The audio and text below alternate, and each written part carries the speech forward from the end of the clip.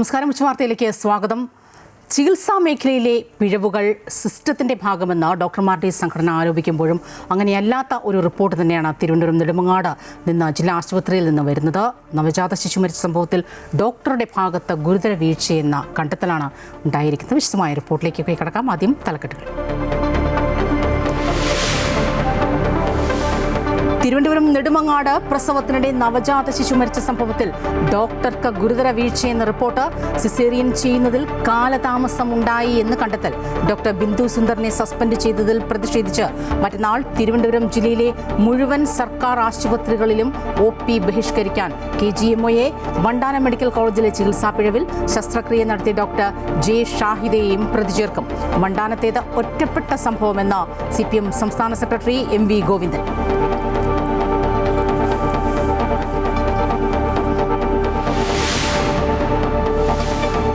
അവയവദാനത്തിലൂടെ 4 പേർക്ക് ജീവൻ നൽകിയ ആലിനെ മൻ കി ബാത്തിൽ അനുസ്മരിച്ച് പ്രധാനമന്ത്രി നരേന്ദ്രമോദി. ആലിന്റെ മാതാപിതാക്കളുടെ തീരുമാനം വിശ്വമാനവികതയുടെ സന്ദേശമെന്ന് മോദി. होने का दुख तो और भी गहरा होता है. कुछ ही दिन पहले हमने केरला की एक नन्ही मासूम आलिन शेरिन अब्राहम को खो दिया है.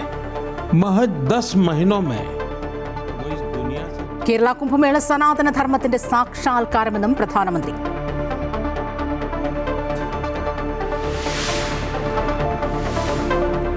രാജ്യത്ത് ഭീകരാക്രമണ പദ്ധതി തകർത്ത ഡൽഹി പോലീസിന്റെ പ്രത്യേക സംഘം. 8 ഭീകരർ പിടിയിലായത് ISI ബന്ധമുള്ളവർ. തമിഴ്നാട്ടിൽ നിന്ന് പിടിയിലായ 6 പേർ തിരുപ്പൂരിലെ വസ്ത്രനിർമ്മാണശാലകളിൽ ജോലി ചെയ്തിരുന്ന ബംഗ്ലാദേശികൾ.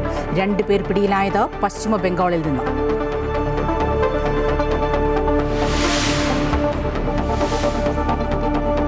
സംസ്ഥാനത്ത് കനത്ത വേനൽ ചൂടിന് ആശ്വാസം. വിവിധ ജില്ലകളിൽ ഇന്ന് ശക്തമായ മഴയ്ക്ക് സാധ്യത. പത്തനംതിട്ട, കോട്ടയം, ഇടുക്കി ജില്ലകളിൽ യെല്ലോ അലർട്ട്. തെക്ക് പടിഞ്ഞാറൻ ബംഗാൾ ഉൾക്കടലിനും ഇന്ത്യൻ മഹാസമുദ്രത്തിനും മുകളിലായി പുതിയ ന്യൂനമർദ്ദം. പെരിയാറിൽ ജലനിരപ്പ് ഗണ്യമായി കുറഞ്ഞതോടെ കുടിവെള്ള പദ്ധതികൾ പ്രതിസന്ധിയിൽ.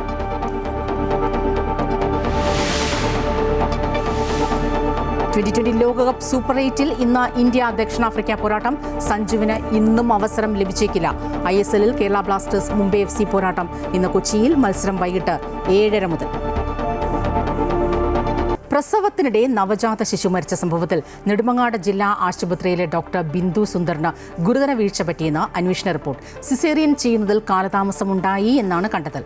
നേരത്തെ തീരുമാനമെടുക്കാമായിരുന്നുവെന്നും അന്വേഷണ സമിതി കണ്ടെത്തി. അതേസമയം ഡോക്ടറെ സസ്പെൻഡ് ചെയ്ത നടപടിയിൽ പ്രതിഷേധം ശക്തമാക്കുകയാണ് KGMOയെ. മറ്റന്നാൾ തിരുവനന്തപുരം ജില്ലയിൽ OP ബഹിഷ്കരിച്ച് പ്രതിഷേധിക്കും. ആറ്റുകാൽ ഡ്യൂട്ടിയും ബഹിഷ്കരിക്കുമെന്ന് സംഘടന അറിയിച്ചു. ചൊവ്വാഴ്ചയാണ് പാലോട് സ്വദേശി നിരഞ്ജന കൃഷ്ണന്റെ കുഞ്ഞ് പ്രസവത്തിനിടെ മരിച്ചത്. ചികിത്സാ പിഴവാണെന്ന് ചൂണ്ടിക്കാട്ടിയുള്ള കുഞ്ഞിന്റെ മാതാപിതാക്കളുടെ പരാതിക്കും പ്രതിഷേധത്തിനും ഒടുവിലാണ് ഡോക്ടർ ബിന്ദു സുന്ദറിനെ സസ്പെൻഡ് ചെയ്തത്. ഡോക്ടർ 10,000 രൂപ കൈക്കൂലി വാങ്ങിയെന്ന് കുഞ്ഞിന്റെ പിതാവ് മൊഴി നൽകുകയും ചെയ്തിരുന്നു. ആശുപത്രി സൂപ്രണ്ടിനെയും ജില്ലാ മെഡിക്കൽ ഓഫീസറെയും ഉപരോധിക്കുന്നതടക്കമുള്ള പ്രതിഷേധം ഒടുവിൽ സംഘർഷത്തിലേക്ക് നീങ്ങുകയും ചെയ്തിരുന്നു. സംഘർഷത്തെ തുടർന്ന് DMOയ്ക്ക് പരിക്കേൽക്കുകയും ICUവിൽ പ്രവേശിപ്പിക്കുകയും ചെയ്തപ്പോൾ പ്രതിഷേധവുമായി KGMOയെയും രംഗത്ത് വന്നിരുന്നു. അന്വേഷണത്തിന് മുൻപ് തന്നെ ഡോക്ടറെ സസ്പെൻഡ് ചെയ്തതിലും സംഘടന പ്രതിഷേധിച്ചു. ഏറെ വിവാദമുണ്ടാക്കിയ സംഭവത്തിലാണ് ഡോക്ടറുടെ ഭാഗത്ത് ഗുരുതര വീഴ്ച എന്ന അന്വേഷണ റിപ്പോർട്ട് ഇപ്പോൾ പുറത്തു വന്നിരിക്കുന്നത്. സിസേറിയൻ ചെയ്യുന്നതിൽ കാലതാമസമുണ്ടായി എന്നാണ് കണ്ടെത്തൽ. നേരത്തെ തീരുമാനം എടുക്കാമായിരുന്നുവെന്നും അന്വേഷണ സമിതി കണ്ടെത്തി. തിരുവനന്തപുരം മെഡിക്കൽ കോളേജിലെ 3-അംഗ സംഘമാണ് വിശദമായി അന്വേഷണം നടത്തിയത്. ഗർഭസ്ഥ ശിശുവിന് വളർച്ചക്കുറവായിരുന്നു എന്ന കാര്യം റിപ്പോർട്ടിലും ചൂണ്ടിക്കാട്ടുന്നുവെങ്കിലും അതീവ ജാഗ്രതയോടെ നേരത്തെ തന്നെ ശസ്ത്രക്രിയ നടത്താമായിരുന്നിട്ടും അതിനുള്ള നടപടികൾ സ്വീകരിച്ചില്ലെന്ന് റിപ്പോർട്ടിൽ വ്യക്തമാക്കുന്നു. എന്നാൽ ഡോക്ടറുടെ സസ്പെൻഷൻ നടപടിയിൽ KGMOയെ പ്രതിഷേധം ശക്തമാക്കുകയാണ്. മറ്റന്നാൾ തിരുവനന്തപുരം ജില്ലാ കേന്ദ്രങ്ങളിൽ OP ബഹിഷ്കരിച്ച് പ്രതിഷേധിക്കും. ആറ്റുകാൽ ഡ്യൂട്ടി ഉൾപ്പെടെ ബഹിഷ്കരിക്കുമെന്ന് KGMOയെ അറിയിച്ചു. അതേസമയം നെടുമങ്ങാട് ആശുപത്രിയിൽ OP ബഹിഷ്കരണം ഇന്നലെ മുതൽ തുടരുകയാണ്. അമൃത ന്യൂസ്, തിരുവനന്തപുരം. ഡോക്ടർമാരുടെ സമരത്തിൽ സർക്കാർ നിലപാട് കടുപ്പിക്കുകയാണ്. സമരത്തിൽ നിന്ന് പിന്മാറിയാൽ ചർച്ചയാകാമെന്ന് മുഖ്യമന്ത്രിയുടെ ഓഫീസ് അറിയിച്ചിട്ടുണ്ട്. പക്ഷേ സമരത്തിൽ നിന്ന് പിന്മാറില്ലെന്ന് ഡോക്ടർമാരുടെ സംഘടനയും വ്യക്തമാക്കുന്നു. സർക്കാർ ഡോക്ടർമാരുടെ സമരം 6ാം ദിവസത്തിലേക്ക് കടക്കുമ്പോൾ ഡോക്ടർമാരും സർക്കാരും നിലപാടിൽ ഉറച്ചു നിൽക്കുകയാണ്. ചർച്ചയെ തുടർന്ന് PG ഡോക്ടർമാർ സമരത്തിൽ നിന്ന് പിന്മാറിയെങ്കിലും സീനിയർ ഡോക്ടർമാർ സമരം തുടരുകയാണ്. ഡയസ്നോൺ കർശനമാക്കിയും സമരത്തിൽ പങ്കെടുക്കുന്ന ഡോക്ടർമാരുടെ വിശദാംശങ്ങൾ ശേഖരിച്ചും ആരോഗ്യവകുപ്പ് നടപടികൾ ശക്തമാക്കുകയാണ്. രോഗികളെ ദുരിതത്തിലാക്കുന്ന സമരത്തിൽ നിന്ന് ഡോക്ടർമാർ പിന്മാറണമെന്നാണ് സർക്കാർ ആവശ്യപ്പെട്ടുകൊണ്ടിരിക്കുന്നത്. സമരം നിർത്തുകയാണെങ്കിൽ ചർച്ചയാകാമെന്ന നിലപാടിലാണ് ആരോഗ്യവകുപ്പ്. എന്നാൽ ഡോക്ടർമാരാകട്ടെ തങ്ങളുടെ ആവശ്യങ്ങൾക്ക് വേണ്ടി നിരന്തരം പോരാട്ടം നടത്തിയിട്ടും സർക്കാർ മുഖം തിരിച്ചു നിൽക്കുന്നുവെന്നാണ് ആരോപിക്കുന്നത്. KGM-CTA-യുമായി പല ഘട്ടങ്ങളിലായി ചർച്ച നടത്തിയിരുന്നുവെങ്കിലും പരിഹാരം കാണാൻ സർക്കാർ തയ്യാറായില്ല എന്നാണ് സംഘടനാ ഭാരവാഹികളുടെ ആക്ഷേപം. ശമ്പള കുടിശ്ശിക നൽകുന്നതിന് നിയമതടസ്സം ഇല്ലെന്ന് നിയമോപദേശം ലഭിച്ചിട്ടും ഇക്കാര്യത്തിൽ തീരുമാനമെടുക്കാൻ സർക്കാർ കൂട്ടാക്കുന്നില്ലെന്നും KGM-CTA കുറ്റപ്പെടുത്തുന്നു. അതേസമയം സർക്കാർ ഡോക്ടർമാരും നിലപാടിൽ ഉറച്ചു നിൽക്കുമ്പോൾ വലയുന്നത് സാധാരണക്കാരായ രോഗികളാണ്. പല ആശുപത്രികളിലും അടിയന്തര ശസ്ത്രക്രിയകൾ ഒഴികെ മറ്റൊന്നും നടക്കുന്നില്ല. സമരം അനന്തമായി നീളുകയാണെങ്കിൽ സർക്കാർ ആശുപത്രികളിലെ ചികിത്സാ സംവിധാനം നിശ്ചലമാകുന്ന അവസ്ഥയിലേക്കാവും കാര്യങ്ങൾ എത്തുക. അമൃത ന്യൂസ്, തിരുവനന്തപുരം. വണ്ടാനം മെഡിക്കൽ കോളേജിലെ ചികിത്സാ പിഴവിൽ ശസ്ത്രക്രിയ നടത്തിയ ഡോക്ടർ J. ഷാഹിദയെയും ഹെഡ് നഴ്സ് PS ധനിയെയും കേസിൽ പ്രതി ചേർക്കും. ഉഷയുടെ ചികിത്സാരേഖകളും അന്വേഷണ സംഘം പരിശോധിച്ചിട്ടുണ്ട്. അന്വേഷണത്തിന് മെഡിക്കൽ ബോർഡ് രൂപീകരിക്കാൻ DMOയ്ക്ക് കത്ത് നൽകുവാനുള്ള ഒരുക്കത്തിലാണ് അന്വേഷണ സംഘം. അന്വേഷണത്തിന്റെ ഭാഗമായി ഉഷ ജോസഫിന്റെ ചികിത്സാരേഖകൾ പോലീസ് ശേഖരിച്ചിരുന്നു. ഇതിൽ നിന്നും ശസ്ത്രക്രിയ നടത്തിയ സംഘത്തിലുണ്ടായിരുന്നത് 9 പേരാണെന്ന് പോലീസ് കണ്ടെത്തിയിട്ടുണ്ട്. ഇവരുടെ മൊഴി രേഖപ്പെടുത്താനുള്ള ഒരുക്കത്തിലാണ് പോലീസ്. ശസ്ത്രക്രിയയ്ക്ക് നേതൃത്വം നൽകിയ ഡോക്ടർ J. ഷാഹിദയെയും ഹെഡ് നഴ്സ് PS ധനിയെയും കേസിൽ പ്രതി ചേർക്കും. അതേസമയം അന്വേഷണ സമിതി സമർപ്പിച്ച റിപ്പോർട്ടിൽ ശസ്ത്രക്രിയ നടത്തിയ ഡോക്ടർക്ക് വീഴ്ച സംഭവിച്ചിട്ടില്ല എന്നാണ് രേഖപ്പെടുത്തിയിരിക്കുന്നത്. ഈ സാഹചര്യത്തിൽ അന്വേഷണത്തിന് മെഡിക്കൽ ബോർഡ് രൂപീകരിക്കാൻ പോലീസ് DMOയ്ക്ക് അപേക്ഷ നൽകും. ശസ്ത്രക്രിയയിലൂടെ പുറത്തെടുത്ത 7 സെന്റിമീറ്റർ നീളമുള്ള കത്രിക ശാസ്ത്രീയ പരിശോധനയ്ക്ക് അയക്കും. കത്രികയുടെ കാലപ്പഴക്കം കണ്ടെത്തുക കേസിൽ നിർണായകമാണ്. നേരത്തെ വകുപ്പ് മേധാവി ഡോക്ടർ ലളിതാംബികയെ മാത്രം പ്രതി ചേർത്താണ് പോലീസ് കേസെടുത്തിരുന്നത്. ഈ ശസ്ത്രക്രിയയിൽ ഡോക്ടർ ലളിതാംബിക നേരിട്ട് പങ്കെടുത്തിട്ടില്ല എന്നാണ് ആരോഗ്യവകുപ്പും ആശുപത്രി അധികൃതരും തുടക്കം മുതൽ നൽകുന്ന വിശദീകരണം. ശസ്ത്രക്രിയ ചെയ്ത ഡോക്ടർ, അന്നത്തെ ആശുപത്രി സൂപ്രണ്ട്, പ്രിൻസിപ്പൽ എന്നിവരെ ഒന്നും പ്രതി ചേർക്കാതെ വകുപ്പ് മേധാവിയെ മാത്രം പ്രതിയാക്കിയത് വിചിത്രമായ നടപടിയാണെന്ന് വിമർശനം ഉയർന്നിരുന്നു. ഇതിനു പിന്നാലെയാണ് കേസിൽ കൂടുതൽ പേരെ പോലീസ് പ്രതി ചേർത്തത്. അതേസമയം ഉഷയുടെ ആരോഗ്യനില നിലവിൽ തൃപ്തികരമാണ്. ഉഷ അമൃത ആശുപത്രിയിൽ നിരീക്ഷണത്തിൽ തുടരുകയാണ്. അമൃത ന്യൂസ്, ആലപ്പുഴ. എന്നാൽ വണ്ടാനത്തേത് ഒറ്റപ്പെട്ട സംഭവം എന്നാണ് MV ഗോവിന്ദൻ പറയുന്നത്. ചെറിയ സംഭവങ്ങളെ പർവ്വതീകരിക്കുന്നുവെന്നും CPM സംസ്ഥാന സെക്രട്ടറി ആരോപിക്കുന്നു. വീഴ്ചയൊക്കെ സ്വാഭാവികമായിട്ട് ഉണ്ടാവുന്നു, അതുകൊണ്ടൊരു നടപടിയെടുക്കുന്നു. അതുകൊണ്ട് ഒരു ഓപ്പറേഷൻ എങ്ങനെ ഉണ്ടായിരുന്നല്ലോ, ലക്ഷക്കണക്കിന് ഓപ്പറേഷൻ നടന്നിട്ടുണ്ടല്ലോ, അതിലൊന്നും ഉണ്ടായില്ലല്ലോ. അപ്പോൾ അത് കാണാതെ ഇത് മാത്രം പ്രവൃത്തിയിരിക്കേണ്ട കാര്യമില്ല. തുടർച്ചയായിട്ടൊന്നുമില്ല, ഒരു തുടർച്ച അതേ ഒന്നോ രണ്ടോ ഉണ്ടാവും, അത് കഴിഞ്ഞില്ലേ.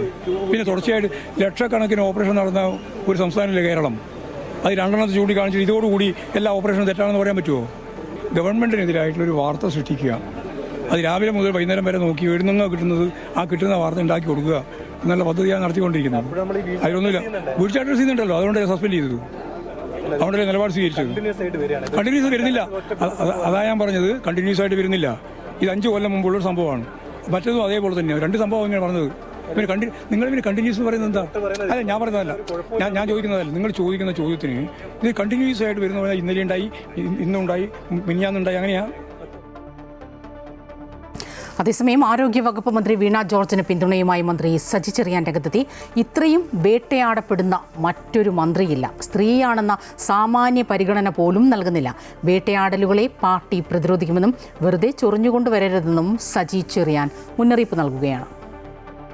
ഉണ്ടായിസം കാണിച്ച് അതിന് പിന്തുണ കൊടുത്ത് അത് ശരിയാണെന്ന് വാദിക്കുന്ന വാദത്തോട് യോജിക്കാൻ പറ്റും. ഇതൊന്നും കേരളത്തിൽ ഭൂഷണമല്ല. അവരോട് അഭിപ്രായ വ്യത്യാസം മൈക്ക് വെച്ച് കിട്ടി അവർ ഇതും പറഞ്ഞു, അവിടെ പ്രവർത്തനത്തിൽ വലിയ മോശമാണ് അത് പറഞ്ഞു. പക്ഷെ ഇത്രയും കാര്യങ്ങൾ ചെയ്തിട്ട് നമുക്ക് ഇഷ്ടമല്ല.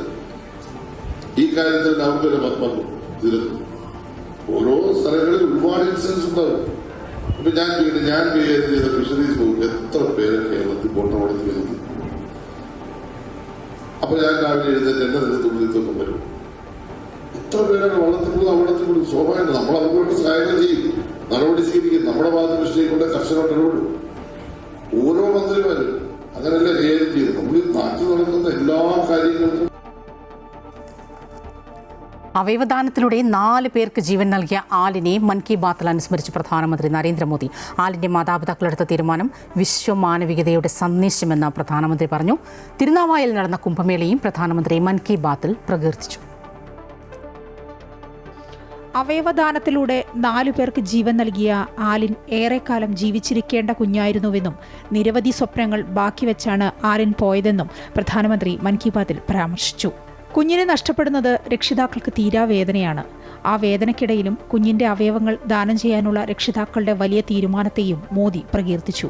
മഹനീയമായ ചിന്തയുടെയും ഉറച്ച വ്യക്തിത്വത്തിന്റെയും പ്രതീകമാണ് അവരുടെ തീരുമാനത്തിൽ പ്രതിഫലിച്ചത്. സ്വന്തം കുഞ്ഞ് നഷ്ടപ്പെട്ടപ്പോഴും മറ്റുള്ളവരെ സഹായിക്കാനാണ് ആ രക്ഷിതാക്കൾ മുന്നോട്ട് വന്നത്. ആ രക്ഷിതാക്കളെ ആദരവോടെ നമിക്കണമെന്നും പ്രധാനമന്ത്രി പറഞ്ഞു.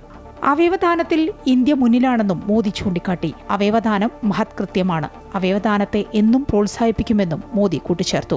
केरला की एक नन्ही मासूम आलिन शेरिन अब्राहम को खो दिया है. महज 10 महीनों में वो इस दुनिया से चली गई. कल्पना कीजिए, उसके सामने पूरी जिंदगी थी जो अचानक खत्म हो गई. തിരുനാവായിൽ നടന്ന കേരള കുംഭമേളയെയും പ്രധാനമന്ത്രി പ്രകീർത്തിച്ചു. കുംഭമേള സനാതനധർമ്മത്തിന്റെ സാക്ഷാത്കാരമാണെന്നാണ് മോദി പറഞ്ഞത്. കുംഭമേളയുടെ കീർത്തി ഉത്തരേന്ത്യയിൽ നിന്ന് ദക്ഷിണേന്ത്യയിലേക്കും എത്തുന്നു. തിരുനാവായയിലെ കുംഭമേളയിൽ നിരവധി പേർ പങ്കാളികളായത് അവിസ്മരണീയ മുഹൂർത്തമായി മാറി. എല്ലാ അർത്ഥത്തിലും വികാരം ഉൾക്കൊണ്ടുള്ള ആചാരത്തിന് ഭാരതപ്പുഴ സാക്ഷിയായി. നല്ല സംഘാടനമായിരുന്നു കുംഭമേളയുടേതെന്നും പ്രധാനമന്ത്രി കൂട്ടിച്ചേർത്തു. News desk Amrita news. ഇപ്പോൾ മന്ത്രി പി രാജീവ് കൊച്ചിയിൽ മാധ്യമങ്ങളെ കാണുന്നു. തത്സമയം ഗവൺമെന്റിന്റെ മുൻപിലേക്ക് സാധാരണഗതി വരുമില്ല. ഈ കേസുമായി ബന്ധപ്പെട്ട എല്ലാ കാര്യങ്ങളും ഹൈക്കോടതി ഡിവിഷൻ ബെഞ്ചാണ് മോണിറ്റർ ചെയ്യുന്നത്. അവരുടെ മുൻപിലേക്കാണ് അന്വേഷണ പുരോഗതിയുടെ റിപ്പോർട്ട് വരുന്നത്. ഇന്നലെ ഞാൻ പറഞ്ഞു, സാധാരണഗതിയിൽ ഹൈക്കോടതിയുടെ ഈ മുൻപിൽ ഓരോ അറസ്റ്റ് നടക്കുമ്പോഴും അത്തരം കാര്യങ്ങളെല്ലാം പ്രതിപാദിക്കുന്ന റിപ്പോർട്ട് ഹൈക്കോടതിയുടെ മുൻപിൽ വരുന്നുണ്ട്. ഏതെങ്കിലും അറസ്റ്റ് ശരിയല്ല എന്ന് തോന്നിയാൽ സാധാരണഗതിയിൽ ഹൈക്കോടതിയുടെ ഡിവിഷൻ ബെഞ്ച് ആകുമ്പോൾ അത്തരത്തിലുള്ള അഭിപ്രായങ്ങൾ വരണം.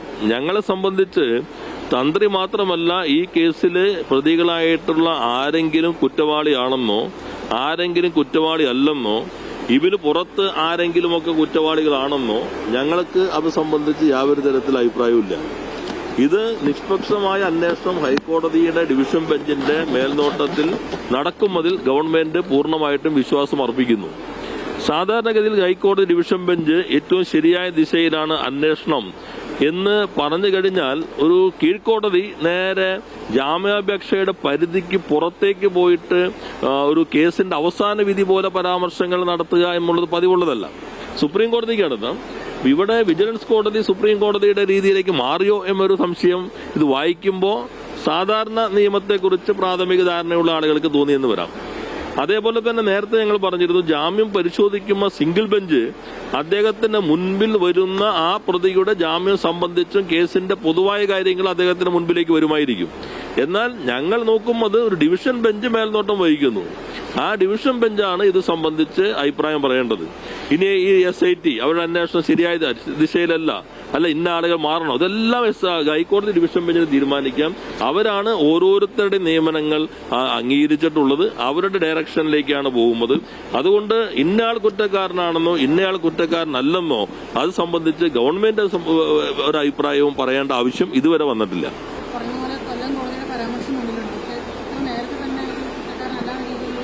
അത് ഞാൻ പറഞ്ഞു, അതിലാണ് നമ്മൾ സാധാരണഗതിയിൽ കോടതിയാവണല്ലോ വിധി നോക്കുമ്പോൾ, പ്രത്യേകിച്ചും ജാമ്യാപേക്ഷയിൽ ചിലപ്പോൾ ചില കോടതിയിൽ ചില നിരീക്ഷണമൊക്കെ നടത്തിയെന്ന് വരാം. ഇത് ഹൈക്കോടതി ഏറ്റവും ശരിയായ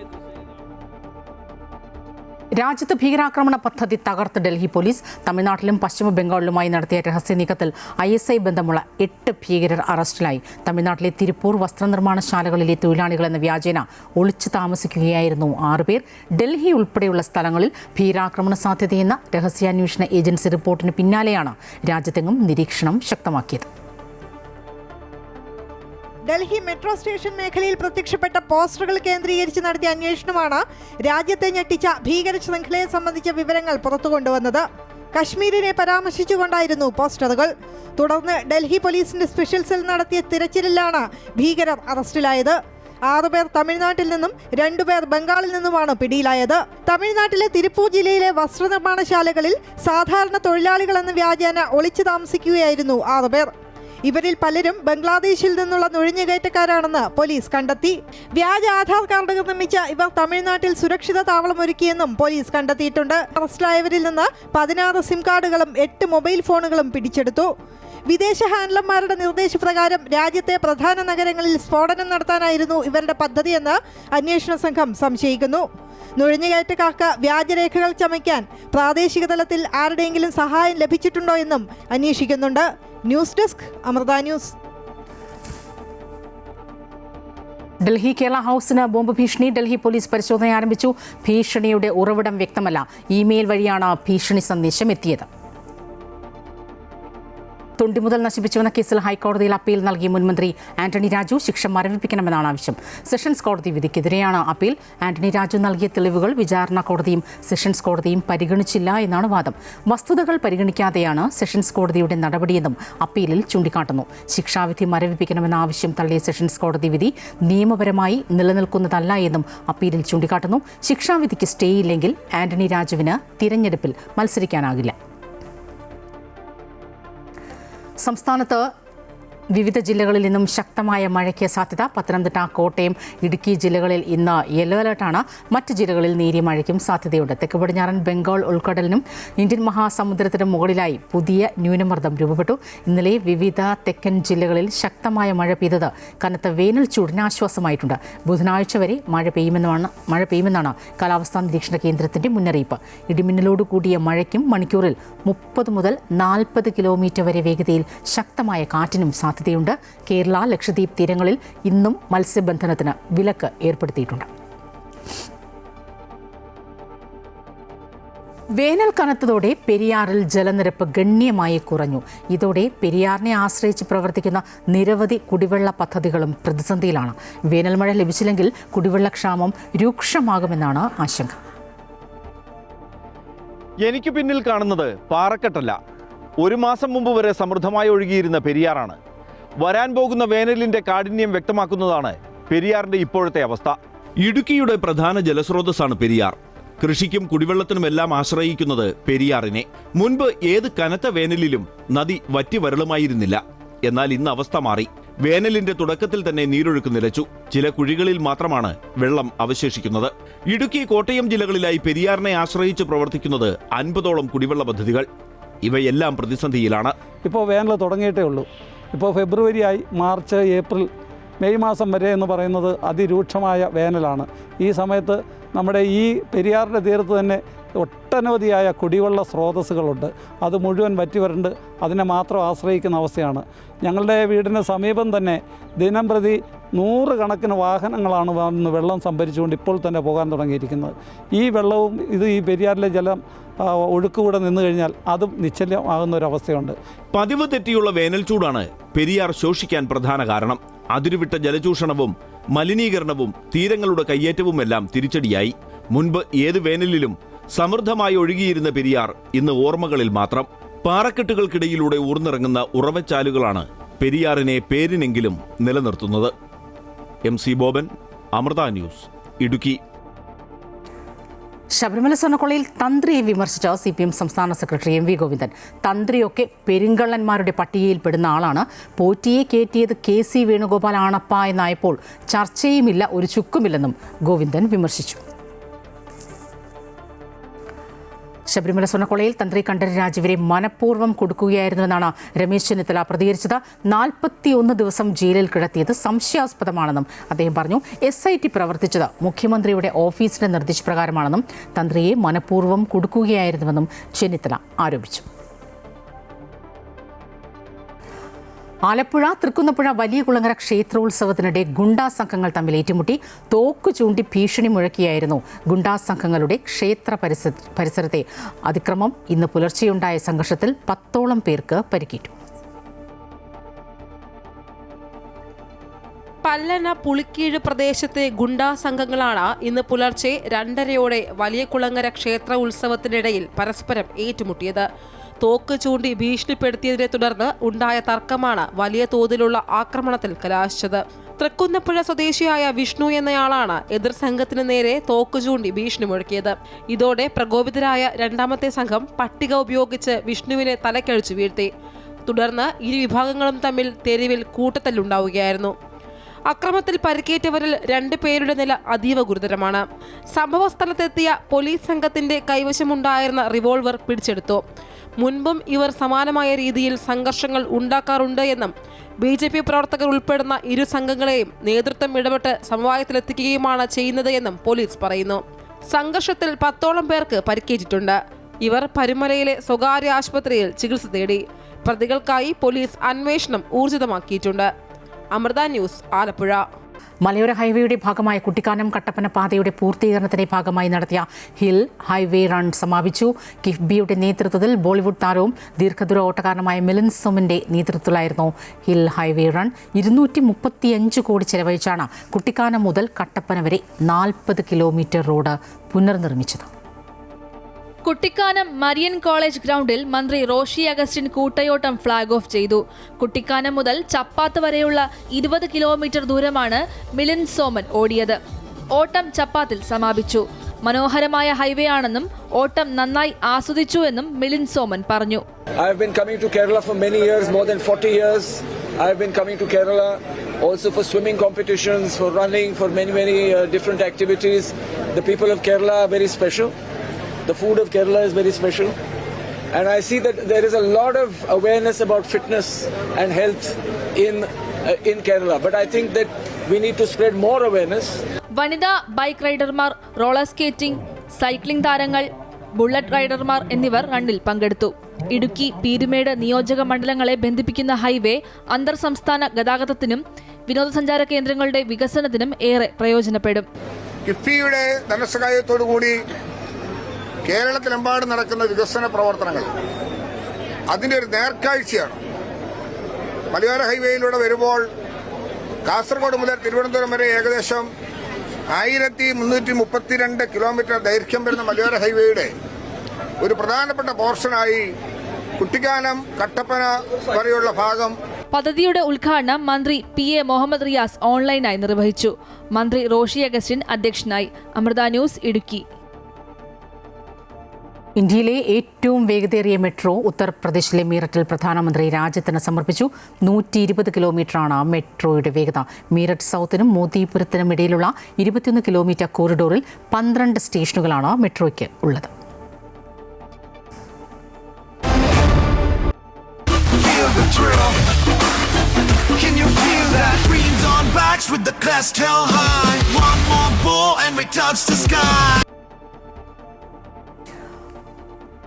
T20 ലോകകപ്പിലെ സൂപ്പർ 8 പോരാട്ടത്തിൽ ഇന്ത്യ ഇന്ന് ദക്ഷിണാഫ്രിക്കയെ നേരിടും. രാത്രി 7 മണി മുതൽ അഹമ്മദാബാദിലെ നരേന്ദ്രമോദി സ്റ്റേഡിയത്തിലാണ് മത്സരം. ഗ്രൂപ്പ് ഘട്ടത്തിലെ 4 മത്സരങ്ങളും വിജയിച്ച് അപരാജിതരായാണ് സൂര്യകുമാർ യാദവും സംഘവും എത്തുന്നത്. കഴിഞ്ഞ ദിവസം നടന്ന പരിശീലനത്തിനിടെ സ്റ്റാർ പേസർ മുഹമ്മദ് സിറാജിന് പരിക്കേറ്റത് ഇന്ത്യൻ പ്രതീക്ഷകൾക്ക് തിരിച്ചടിയായിട്ടുണ്ട്.